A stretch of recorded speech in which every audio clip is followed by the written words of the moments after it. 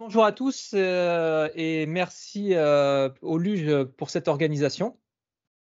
Alors, je suis Youssef Menjour, je suis architecte LabVIEW. Je suis également le cofondateur de Graphic, qui est l'entreprise qui développe iBal, donc qui est le toolkit de deep learning de LabVIEW qu'on va présenter aujourd'hui.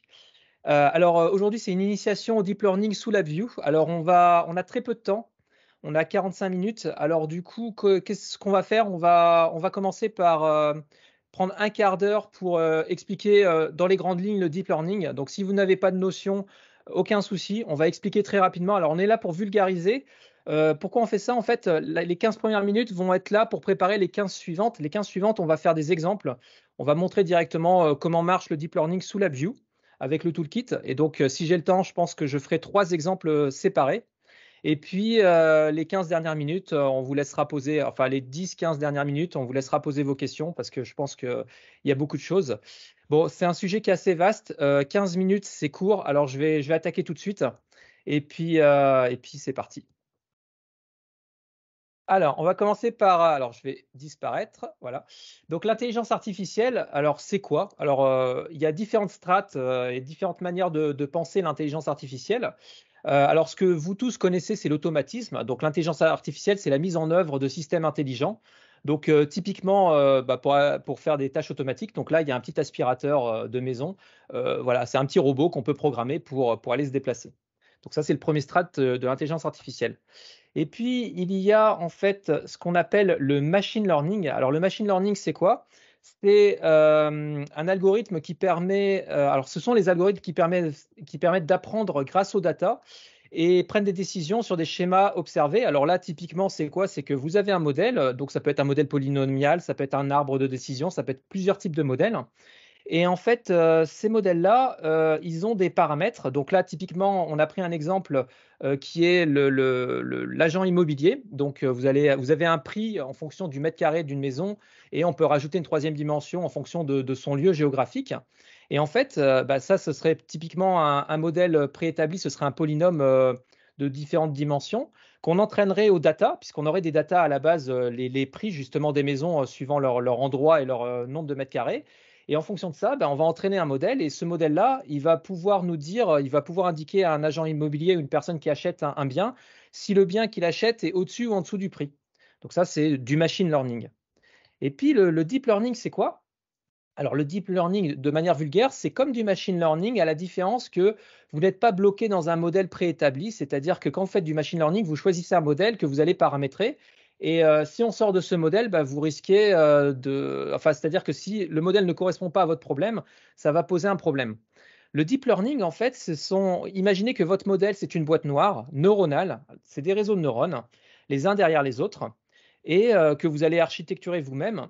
Une couche neuronale, en fait, il existe différents types de couches neuronales qui vont être utilisées suivant des cas particuliers, donc pour la vision, pour l'espace, pour le temps, pour différentes manières de différents problèmes. Et donc, en fait, on va entraîner de la même manière qu'un machine learning, un deep learning, sauf que c'est vous qui allez établir le modèle. Donc, on va poser la question à ChatGPT, simplement, qui est justement une intelligence artificielle. On lui a posé la question, on lui a dit, mais c'est quoi le deep learning? Alors lui, il nous a dit tout simplement, le deep learning, c'est une technique d'apprentissage automatique qui permet à une machine d'apprendre à reconnaître des modèles à partir de données complexes et non structurées. Alors c'est quoi une donnée complexe non structurée?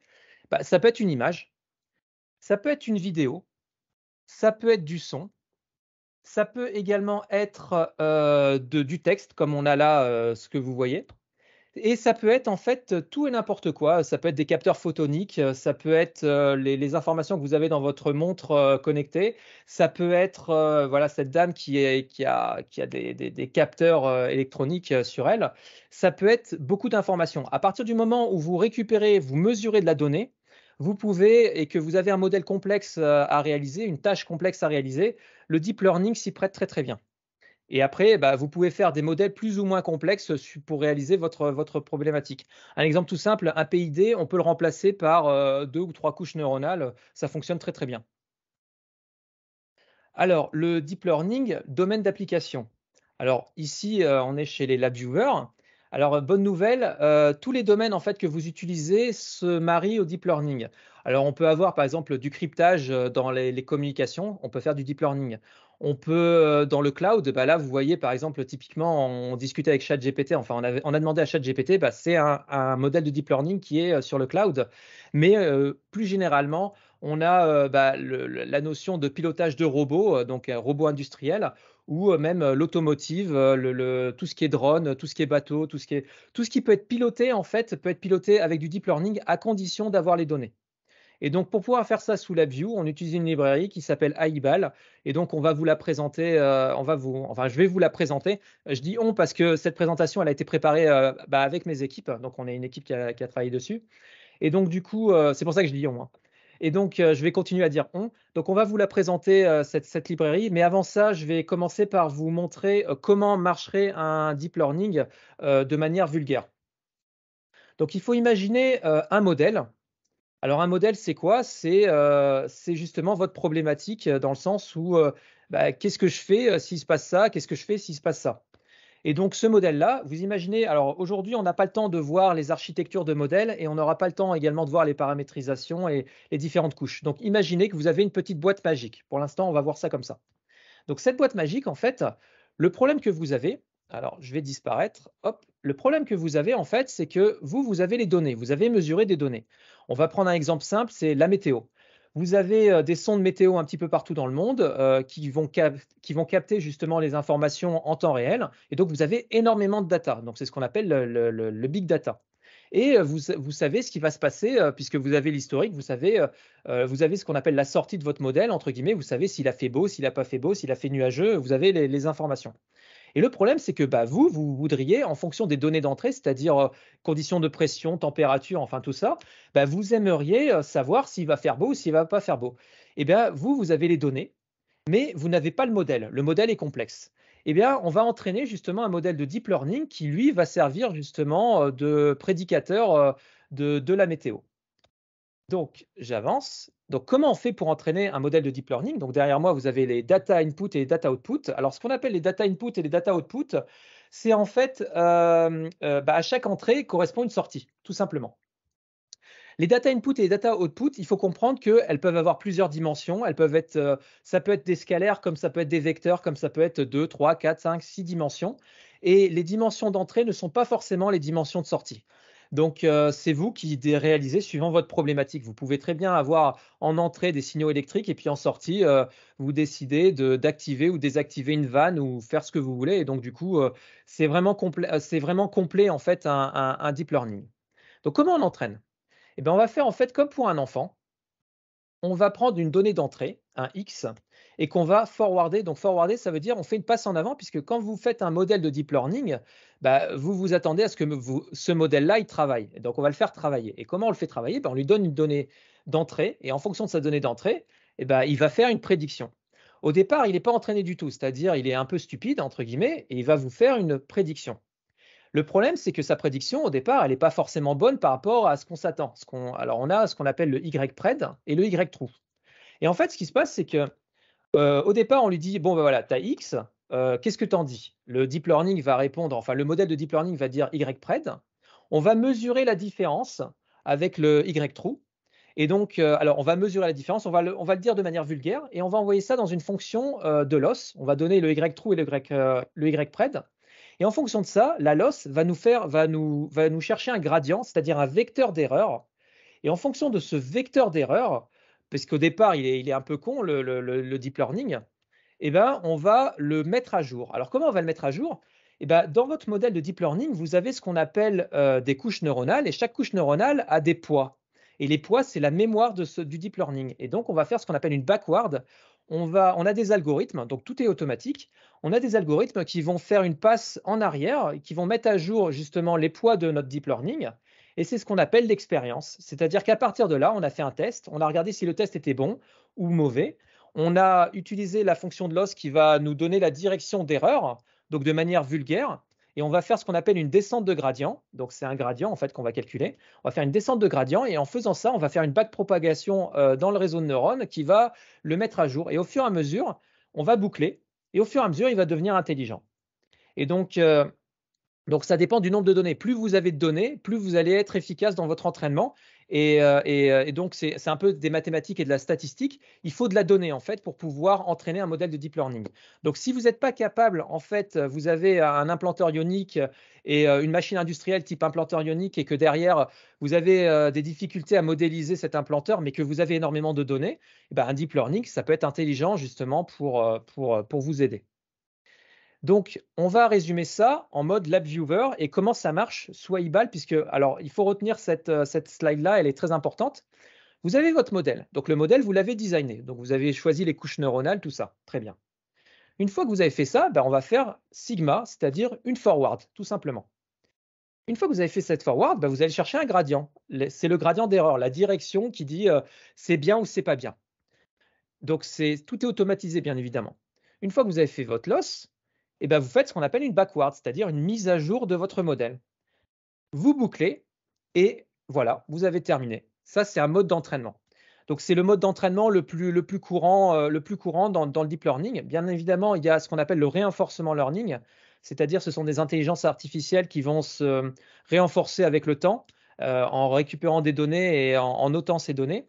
On ne va pas en parler aujourd'hui, mais disons que sous LabVIEW, bientôt arrivera justement cette partie-là. On proposera également cette partie-là. Et quand vous voyez des jeux comme StarCraft, par exemple, ou des jeux d'échecs ou du Doom, eh ben, on le fera bientôt sous LabVIEW. Donc, on l'annonce également. C'est un sujet sur lequel on travaille et qui apparaîtra sous LabVIEW. Donc, pour l'instant, on va rester justement sur du deep learning classique et appliqué au monde industriel et à la recherche. Et donc, du coup, bah, avec AIBAL sous LabVIEW, on va fonctionner de cette manière-là. Donc là, vous voyez, il y a 3 briques. Et bah, sous AIBAL, vous allez poser 3 briques, tout simplement. Et ça va vous permettre que vous allez boucler et ça va vous permettre d'entraîner un modèle. Alors, juste pour en revenir au slide d'avant, une fois que vous avez fini votre entraînement, bah, vous récupérez uniquement le modèle, donc la référence de modèle avec toute son intelligence, et la forward. Vous n'avez plus besoin d'utiliser la loose et la backward. Et puis, bah, vous pouvez travailler directement. Vous pouvez faire les prédictions. Justement, vous avez entraîné sur des données. Et une fois que vous avez fini cet entraînement sur des données, bah, vous pouvez reprendre votre modèle météo. Aujourd'hui, il y a telle condition de pression, telle condition de température, enfin tout ça, telle condition chez le voisin, ailleurs, enfin toutes les données. Et à partir de là, bah, vous pourrez faire une forward et votre modèle météo vous dira demain il va faire beau ou demain il va pas faire beau. Enfin voilà. Voilà l'idée générale en fait. Donc là, je vais m'effacer. Donc là, on va parler un petit peu d'AIBAL. Alors AIBAL, c'est quoi? C'est un petit résumé de la roadmap du projet, en fait, ce qu'on est en train de proposer aujourd'hui, donc la librairie. Donc vous avez, pour résumer, ce qu'on appelle un modèle design. Donc vous allez d'abord designer votre modèle. Puis, vous allez faire ce qu'on appelle un architecture run. Alors, bonne nouvelle, on est sous LabVIEW. Et donc, sous LabVIEW, bah, vous avez des architectures qui existent. Donc là, c'est une QMH qui a été réadaptée pour tenir sur une page. Je vous expliquerai ça après. Mais en gros, l'architecture run, c'est vous allez utiliser des architectures type machine data, QMH, enfin tout type d'architecture. Et vous allez intégrer directement votre modèle là-dedans. Et en fait, ce qui va se passer, c'est que en quoi c'est génial sous LabVIEW, c'est que sous LabVIEW, vous allez être capable d'entraîner, donc faire un thread qui entraîne par exemple, et en parallèle, bah, cet entraînement, vous pouvez récupérer justement votre modèle et le tester. Et ça, c'est vraiment génial parce que si vous voulez faire ça en C, en C++, en Python, c'est assez complexe. Et sous LabVIEW, bah, on sait faire. Et ça, c'est vraiment bien. Et donc, dans l'exemple qu'on va voir là prochainement, bah, je vais vous montrer, on les fait tourner en temps réel et c'est vraiment, c'est du bonheur, quoi. Le système de fichiers qu'on a choisi pour pouvoir enregistrer nos modèles et charger nos modèles, c'est du HDF5. Donc, c'est le format en fait qui a été inventé par Google, qui est donc aujourd'hui c'est un standard. Ce standard est vraiment pratique. Pourquoi? Parce que ça permet de stocker un peu comme un JSON ou enfin c'est un format de fichier qui permet de stocker. Bah, d'ailleurs sous JSON à l'intérieur le modèle, donc l'architecture. Ce qu'on appelle un modèle, ça va être son architecture. Et puis à côté, il y a un autre compartiment qui permet de stocker toutes les données qui correspondent justement à la mémoire du modèle. Puisque quand vous avez entraîné votre modèle, bah, une fois que vous l'avez entraîné, vous avez l'architecture du modèle et l'intelligence du modèle. Et cette intelligence, elle est très importante parce que en deep learning, par exemple, vous pouvez récupérer des modèles de l'extérieur qui ont été déjà entraînés sur des choses assez complexes. Ça prend beaucoup de puissance de calcul. Et donc, du coup, vous pouvez réutiliser cette intelligence-là pour la réentraîner par rapport à votre application. Je vous donne un exemple simple. Un modèle qui s'appelle YOLO qui sert de reconnaissance en computer vision. Il a été entraîné pour, je ne sais pas moi, reconnaître des chiens et des chats, par exemple. Et vous voudriez reconnaître des poneys et des girafes. Et ben, si vous prenez un modèle qui est déjà entraîné, ce qu'on appelle du transfer learning, vous allez transférer en fait son intelligence vers autre chose, et ben, vous allez pouvoir justement utiliser ces poids et continuer à l'entraîner. Donc, vous pouvez le remettre dans un cycle d'entraînement, mais il s'entraînera plus facilement. Un peu comme vous, quand vous prenez de l'expérience et on vous demande de faire autre chose. Bon, je dépasse un petit peu dans le temps, mais on a presque terminé. Et donc, du coup, si on revient sur notre architecture générale du projet AIBAL, eh bien, sachez que nous sommes totalement compatibles aujourd'hui avec Keras TensorFlow, qui est le langage de Google. On peut importer n'importe quel HDF5, ça fonctionne. Alors, comment ça marche? Ben, on lit le HDF5, on lit la structure de leur modèle, on importe sous LabVIEW. Il n'y a pas de Python sous LabVIEW, tout est en natif LabVIEW. Donc, on importe tout, et puis, comme on a les poids, eh ben, on les réinjecte, et tout est fait sous LabVIEW. PyTorch va arriver prochainement. Alors, on a quelques difficultés actuellement dans le développement. On est en train d'avancer dessus. Pourquoi? Parce que PyTorch, c'est un format binaire, donc c'est totalement propriétaire. Pour pouvoir ouvrir un fichier PyTorch, il faut du PyTorch. Donc, on va utiliser une API PyTorch pour ouvrir le PyTorch, lire le fichier, lire le modèle, et après l'exporter en JSON ou en n'importe quoi pour pouvoir le réimporter chez nous. Mais à terme, on sera totalement compatible. Nous enregistrons, nous, en HDF5 avec AIBAL. Enfin, lorsque vous avez fait votre architecture run, il est important de savoir sur quoi vous allez le claquer.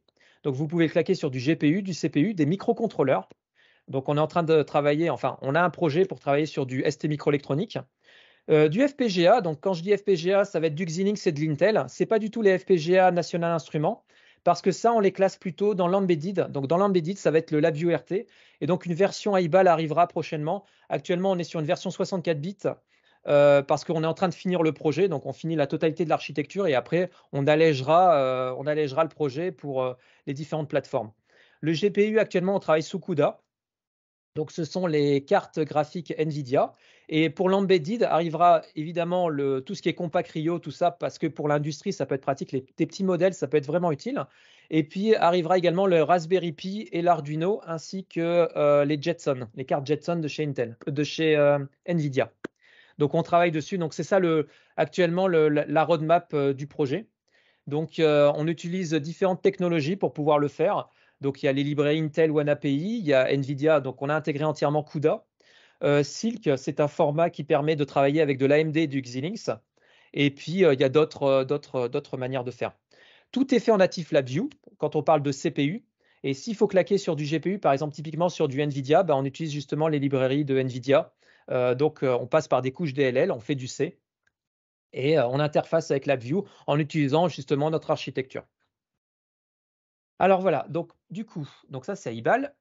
Donc avant de passer aux exemples très rapidement, si vous voulez aller plus loin justement dans le deep learning, parce que là on a vulgarisé en un petit peu plus d'un quart d'heure, si vous voulez justement aller beaucoup plus loin dans le deep learning, il y a une chaîne YouTube qui est très très bonne, qui est sortie il y a 2 ans. Et en fait, tous les ans, ils font des sessions. C'est Fiddle.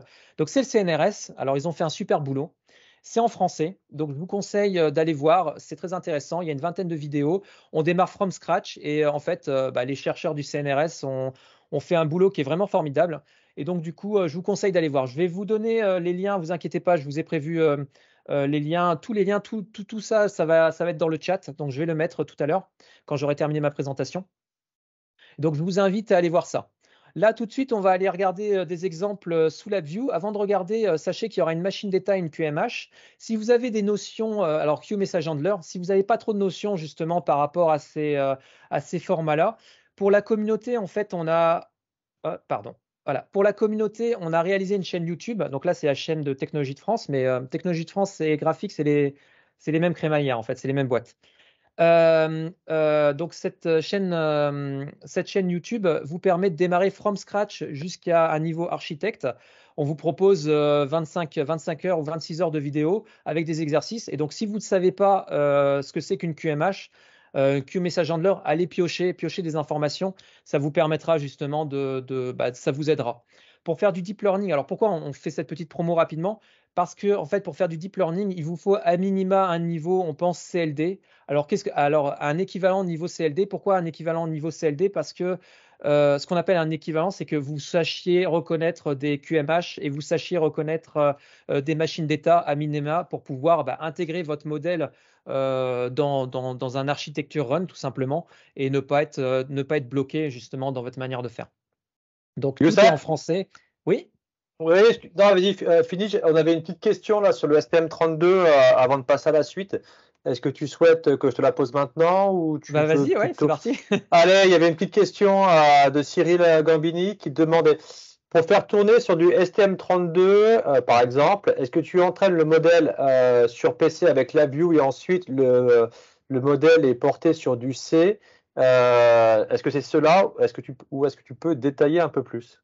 Alors, ce qu'on va faire, en fait, quand vous avez une plateforme d'entraînement et que vous avez des données, le mieux c'est d'entraîner en 64 bits. Donc LabVIEW 64 bits avec la machine de guerre. Et après, une fois que votre modèle il est prêt, cette fonctionnalité-là, vous pouvez la claquer sur l'environnement que vous souhaitez. Si c'est pour faire du renforcement learning, ce que pour l'instant je ne peux pas répondre à cette question-là, peut-être qu'on pourra le faire directement les entraînements sur les plateformes. Mais ça arrivera plus tard.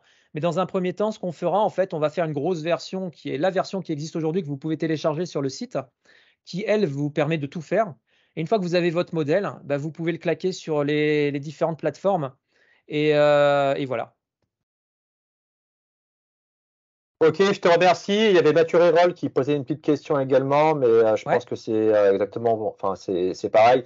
Tu as la phase d'apprentissage et après tu as la phase de déploiement c'est du ça. modèle.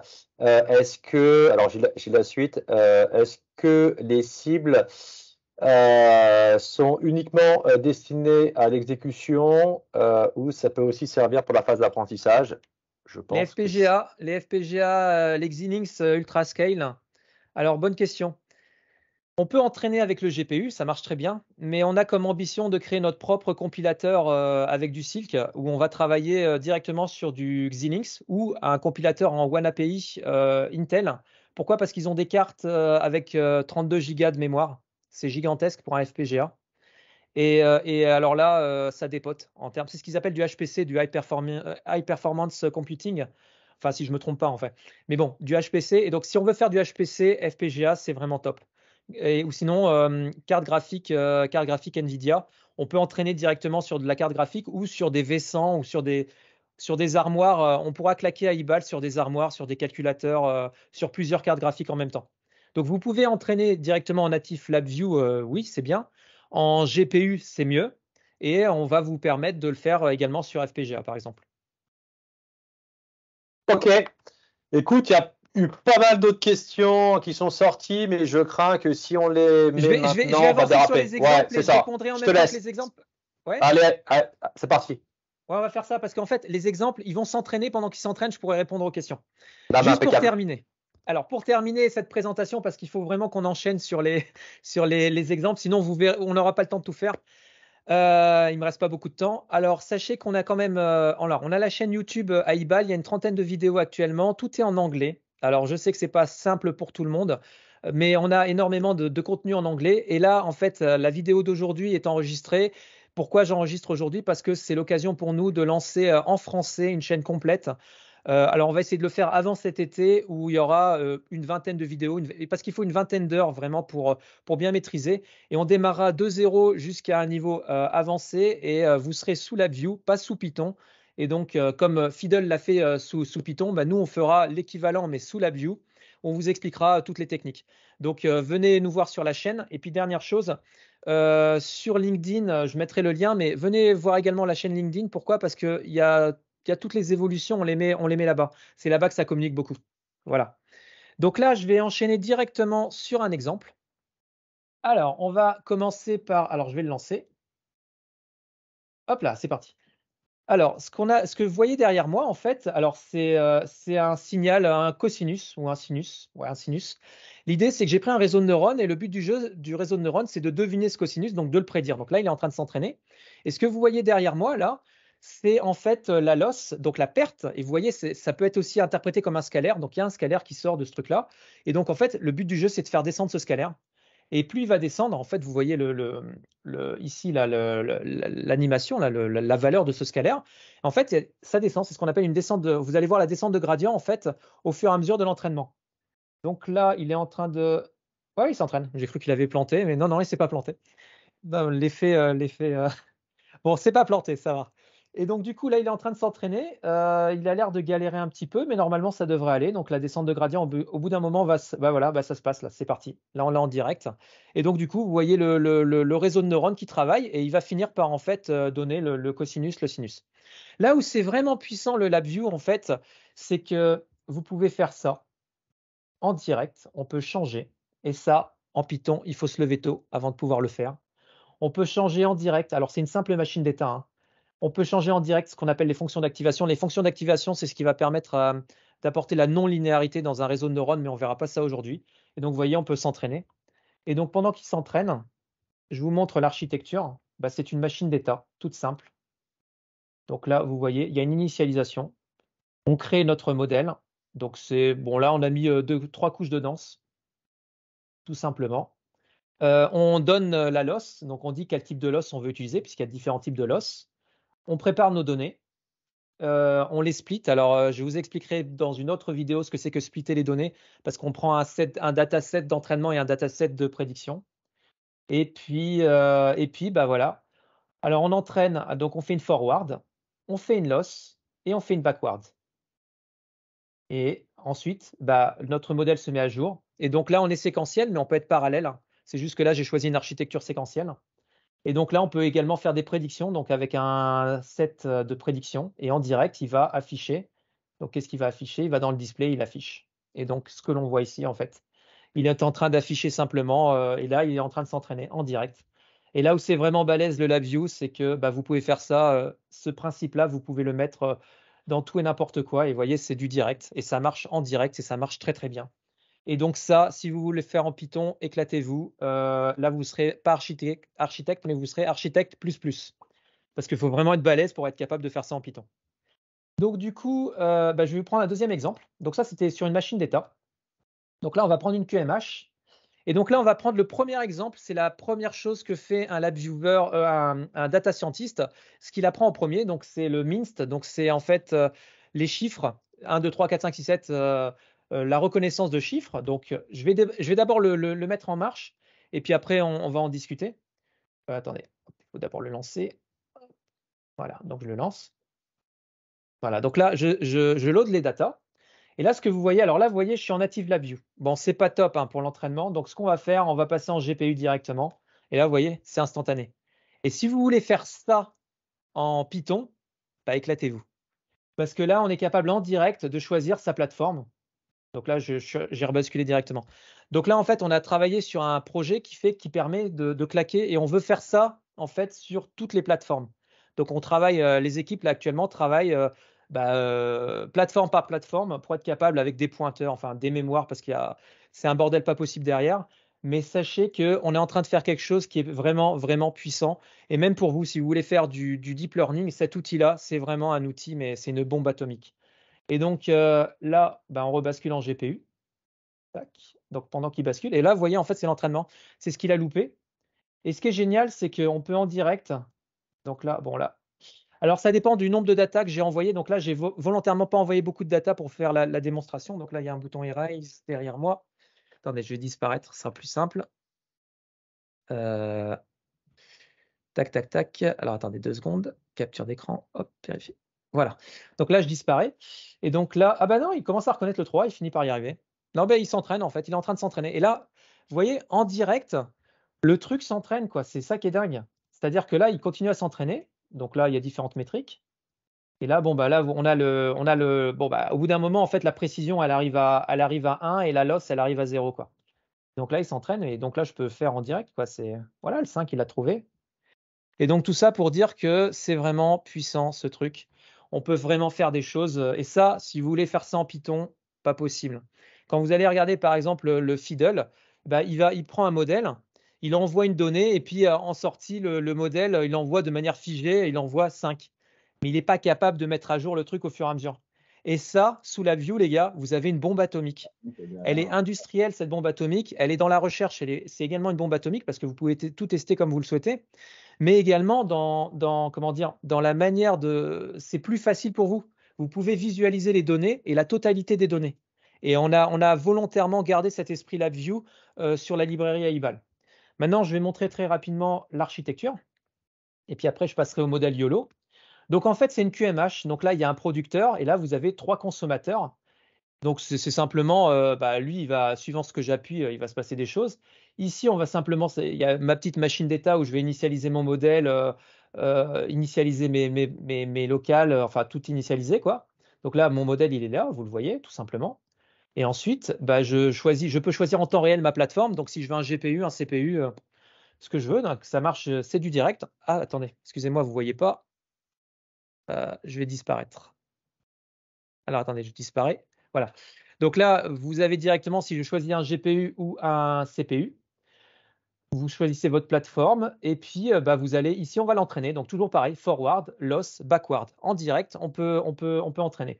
Et puis en parallèle, vous avez un autre thread qui lui fait juste la prédiction. C'est-à-dire que au fur et à mesure que j'entraîne, je vais transférer mon modèle sur une autre boucle, un autre thread. Et celui-là, il est là uniquement pour pouvoir faire en direct les prédictions. Ce que vous observez, en fait, bon, alors là, maintenant, il est à 100%, donc il est entraîné, donc du coup, ah bon, là, il croit que c'est un 6. Ouais, bon, si je fais ça, il croit que c'est un 6. Mais, Faut dire que tu dessines sacrément mal. Hein. ouais, bon, voilà. Mais bon, tout ça pour dire qu'on peut vraiment faire des choses chouettes sous la view. Et puis là, je vais maintenant mettre le dernier, le dernier exemple avant les questions. Donc là, c'est le YOLO. Donc là, je vais couper ma caméra. Donc je vais devoir arrêter mon enregistrement et couper ma caméra. Donc attendez, alors là, ouais, parce que là, j'ai tout un studio. Alors, Ça hop. sent le bug, ton truc. Ouais, non, c'est pas Non, bugué, là, c'est pas ce vas-y. que j'ai fait tout à l'heure. C'est juste que je suis en train de rebrancher ma caméra. Alors attendez, j'ai enlevé la caméra. Donc là, c'est bon. Donc là, j'ai plus qu'à lancer. Donc alors là, je load. Alors là, c'est du direct. Là, vous voyez ou pas ce que je fais?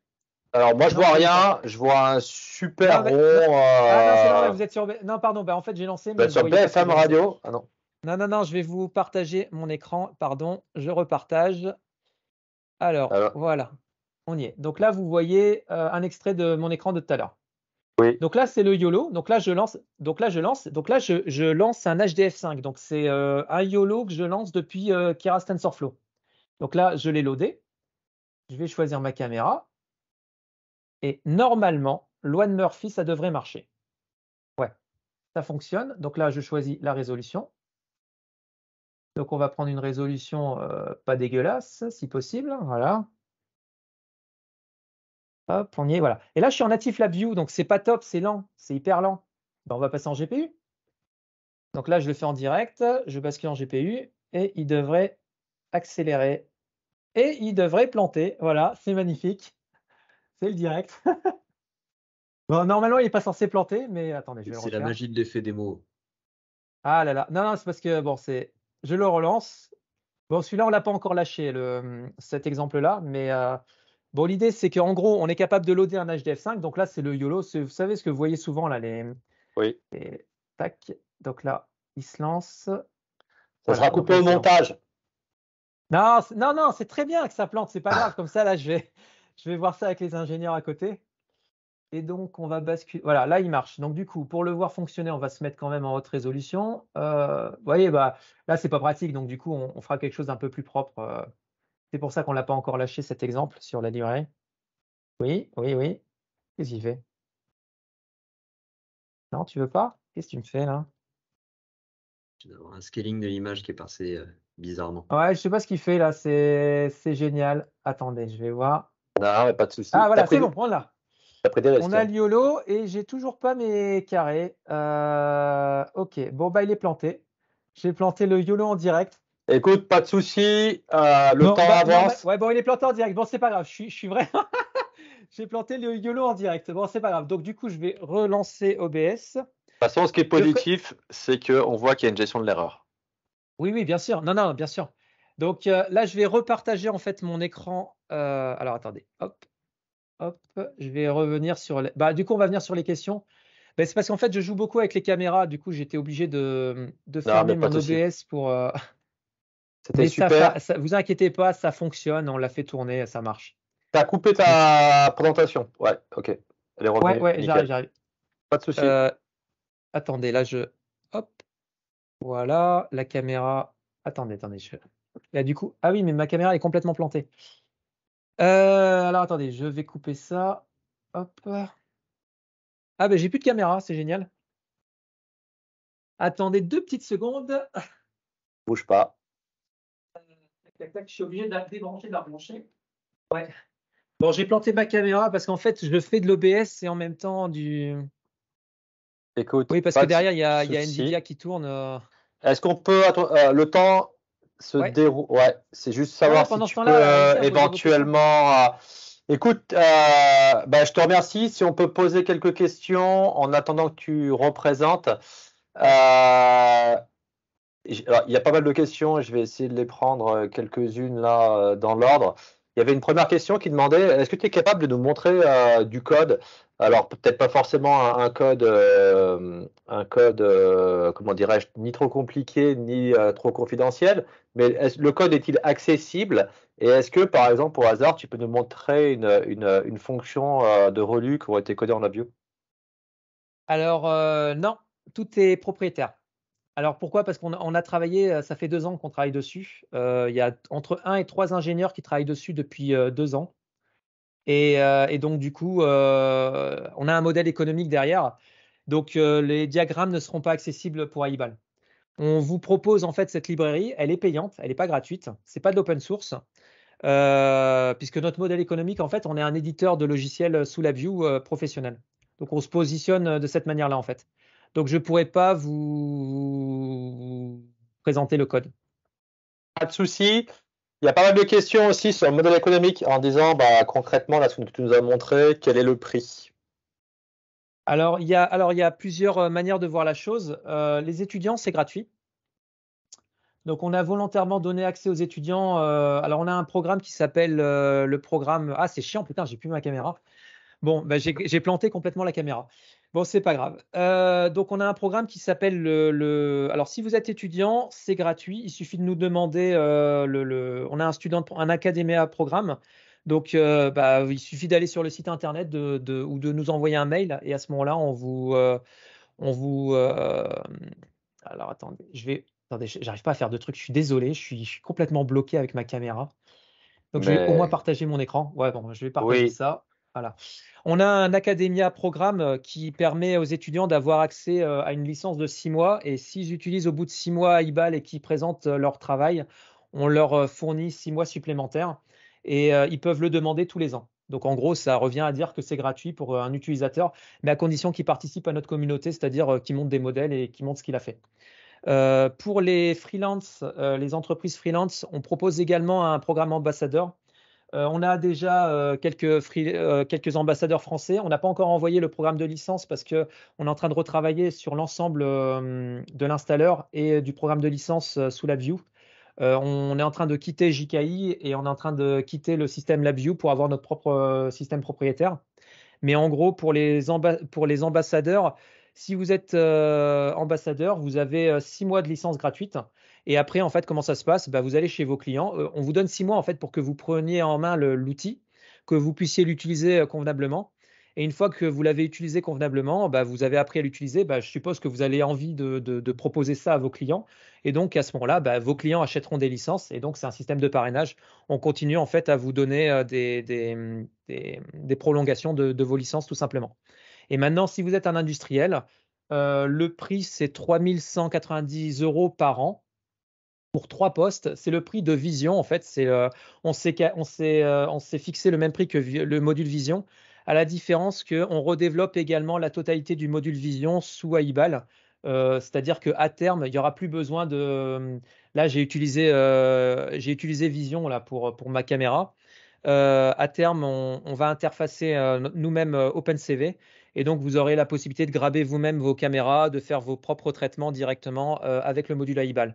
On ne multiplie pas comment on appelle ça, on n'a pas prévu de multiplier les plateformes, c'est-à-dire que quand vous avez Vision, il y a différents modules, on n'y comprend plus rien, quoi. Qu'est-ce qu'il faut acheter pour faire quoi?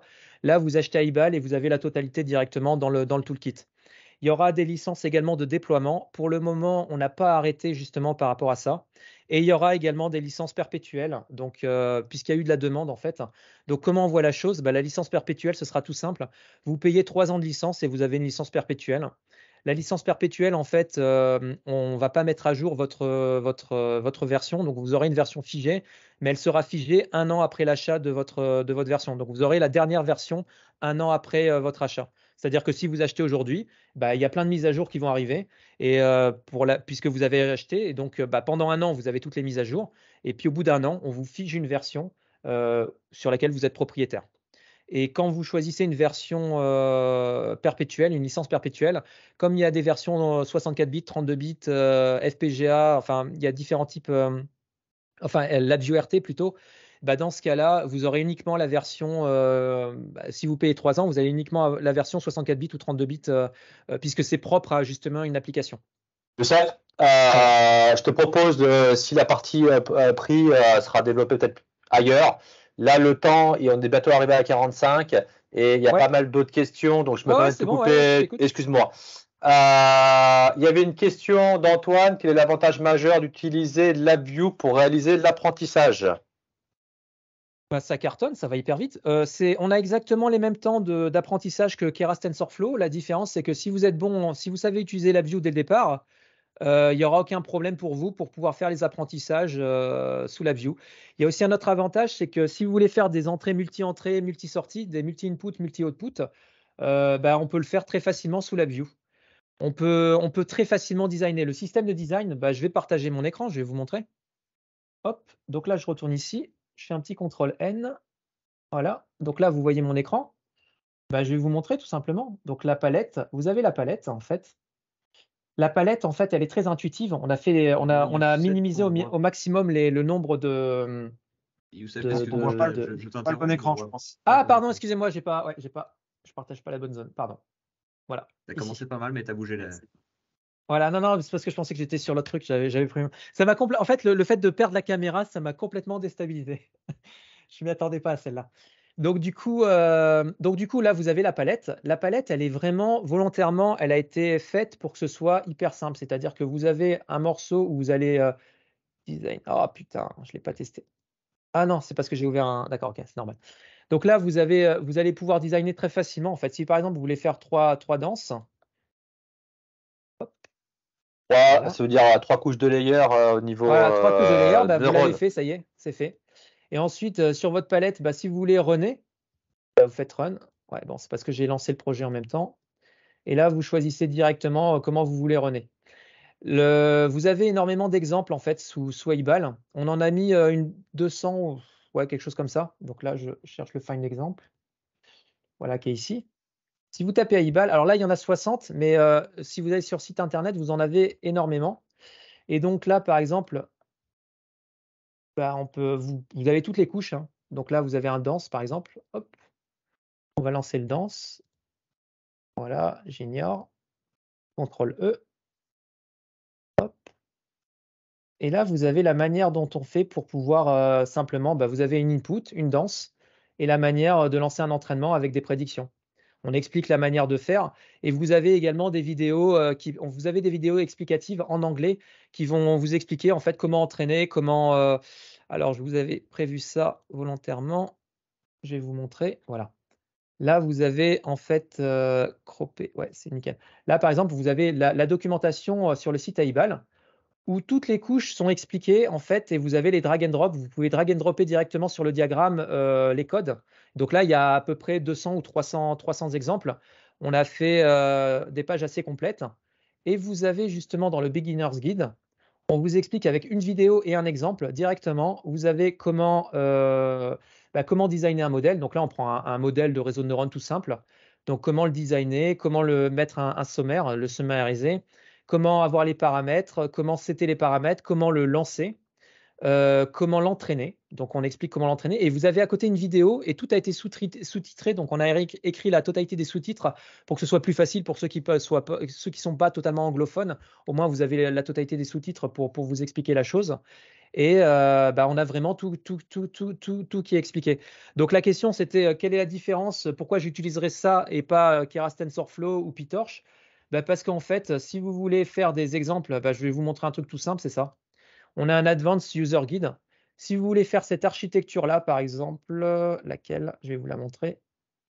Multi-entrée, multi-sortie. Ah, elle n'est pas là. Elle est ici, voilà. Si vous voulez faire cette architecture-là, par exemple, et que vous voulez l'intégrer facilement dans un réseau de neurones, c'est pas simple sous Keras TensorFlow. Chez nous, c'est simple. Avec le LabVIEW, c'est hyper simple. On peut faire des entrées. Par exemple, là, vous avez fait une entrée à une dimension, une autre entrée à 2 dimensions. Vous avez un réseau, vous pouvez concaténer et faire un truc commun. Et derrière, vous pouvez faire 2 sorties.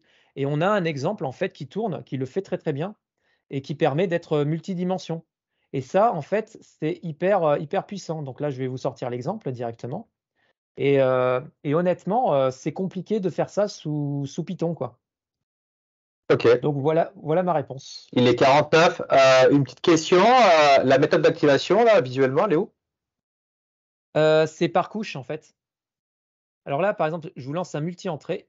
Voilà. Et pendant que je fais ça, je vais vous montrer le truc. Donc là, il lance, par exemple, là, il est en train de s'entraîner sur 2 entrées en même temps. Donc il essaye de faire un carré et en même temps un sinus en plusieurs dimensions. C'est pour faire un exemple, en fait. Maintenant, si on veut regarder les activations, en fait, les activations, elles vont se décider dans les paramètres de nos couches, c'est-à-dire ici. Donc là, je vais être obligé de stopper. Vous avez chaque couche est paramétrée et vous choisissez en fait votre activation en fait par couche. Et vous Ok. pouvez accéder en temps réel aux activations et les modifier. C'est possible.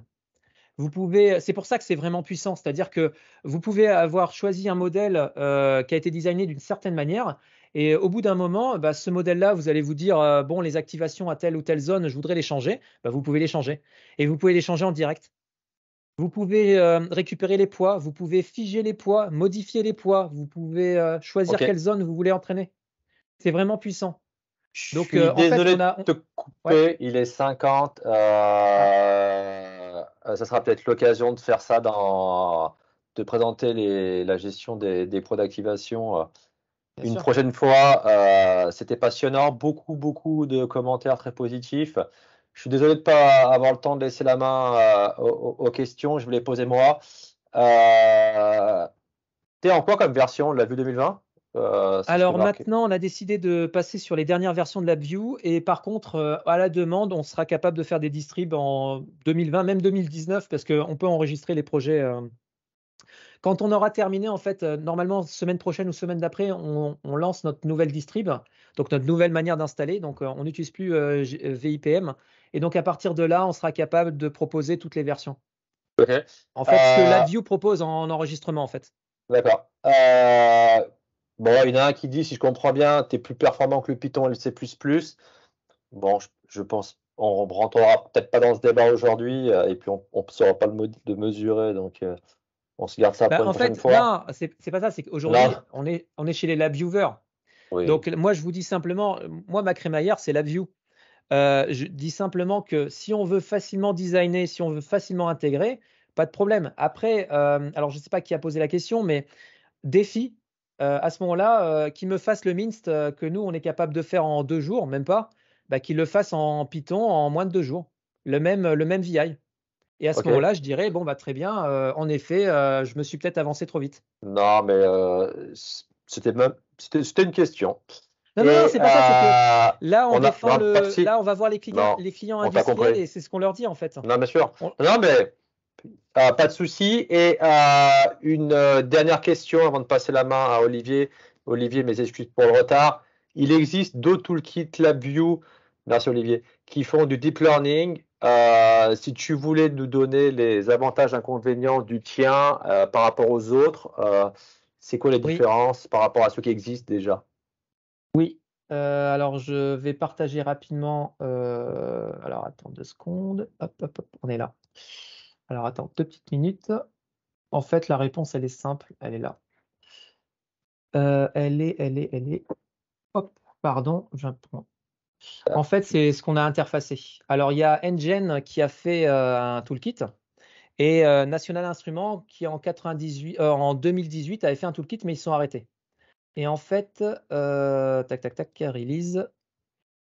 En fait, c'est simple, c'est la release en fait. Alors la différence, elle est là. Voilà. La différence, elle est ici. On a interfacé la totalité de Keras TensorFlow. Donc, on a repris. En fait, ce qui s'est passé, c'est que nous, il y a 2 ans, on cherchait un toolkit qui savait faire ça. On n'a pas trouvé parce qu'on a des besoins industriels. On a aussi une boîte industrielle. Et donc, comme on n'a pas trouvé, on a décidé de se lancer. National Instruments avait lancé un toolkit en 2018 qui était vraiment bien fait. Le problème, c'est qu'il y avait très peu de couches et très peu d'activation. Et donc, du coup, on n'a pas pu continuer avec ça. Et comment on appelle ça, le Ngen, en fait, n'a pas beaucoup de couches et n'a pas beaucoup d'activation par rapport à Eibal. Eibal, il faut comprendre que c'est un toolkit qui fait plus de 5000 VI. Il y a 2 ans de travail, entre 1 et 3 ingénieurs depuis 2 ans qui sont financés à travailler à temps plein dessus. Là, actuellement, on est 3, mais on a démarré. Donc c'est ça la différence. La différence, c'est que nous, on est complètement compatible avec Keras TensorFlow. On a un Merci système de Youssef. fichiers. Enfin, voilà. Merci Youssef. Bon, après, je parle avec passion. Hein, Non, mais je suis obligé de te couper un peu la parole, tu m'excuses. Je pense qu'on aura l'occasion de développer peut-être des sujets une prochaine fois. Je te remercie Youssef, en tout cas, c'était super. On a eu beaucoup de commentaires. Je pense qu'il y a beaucoup de débats qui se continueront en dehors de ce luge-là et avec plaisir dans un prochain luge. En tout cas, merci pour ta première, c'était très sympa. Et on va passer la main à Olivier en espérant qu'il soit aussi brillant. Merci beaucoup et merci à tous hein, et à Merci bientôt. à toi.